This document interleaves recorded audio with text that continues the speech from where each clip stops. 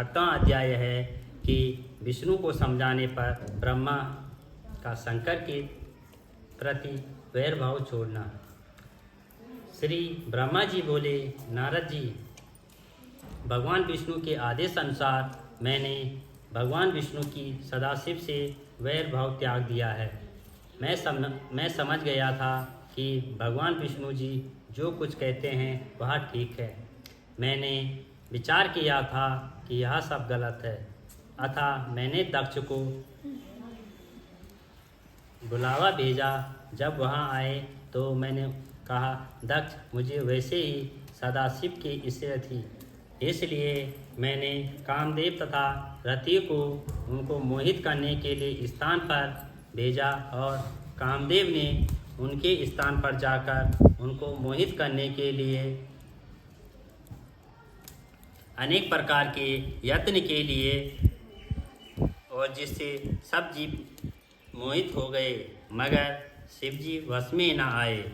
उसके सारे प्रयत्न व्यर्थ हो गए। मैंने उसे दोबारा मारगणों के साथ सदाशिव के पास भेजा, परंतु परमात्मा शिव मोहित न हुए और वह निराश होकर लौट आए। कामदेव तो निराश हो गया है, लेकिन मैं निराश ना हो सका।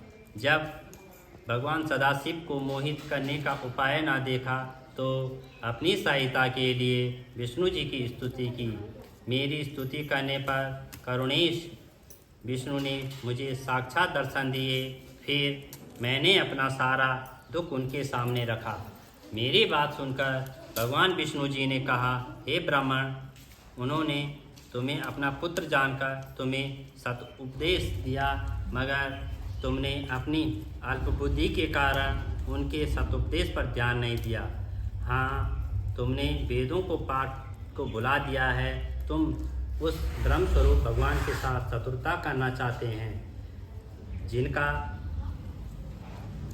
कि सब देवता पूजन करते हैं तथा जिनके सब देवता सेवक हैं। यदि तुम भगवान सदाशिव को विभवित देखना चाहते हो तो इसके लिए उग्र तप करना चाहिए।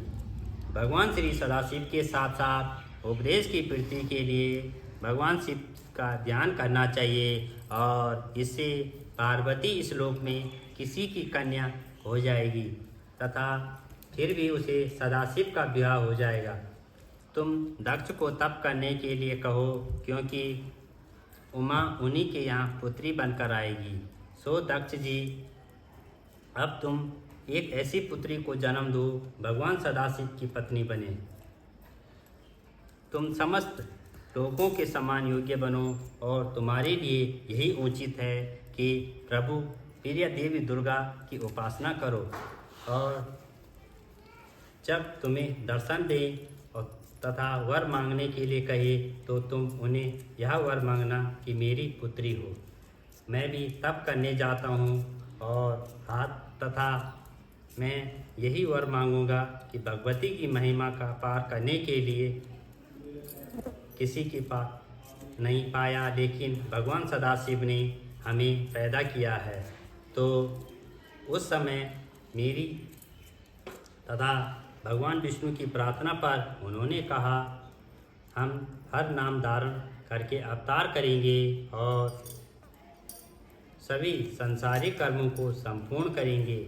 हमारी आदि शक्ति, जिनका एक अंश लक्ष्मी जी है, अवतार धारण करके हमारी पत्नी बनेगी। दक्ष जी, इस संसार की उत्पत्ति इन आदि शक्ति द्वारा वह सबकी माता है, वह सबकी सती के नाम से धारण करके तुम्हारे यहाँ जन्म लेगी। इसीलिए तुम ऐसा उपाय करो जिससे कि आदि शक्ति अवतार तुम्हारे घर में हो। इसके बाद ही दक्ष मेरे आदेश अनुसार मंजराचल पर्वत पर तप करने के लिए चले गए। बोल शंकर भगवान की जय।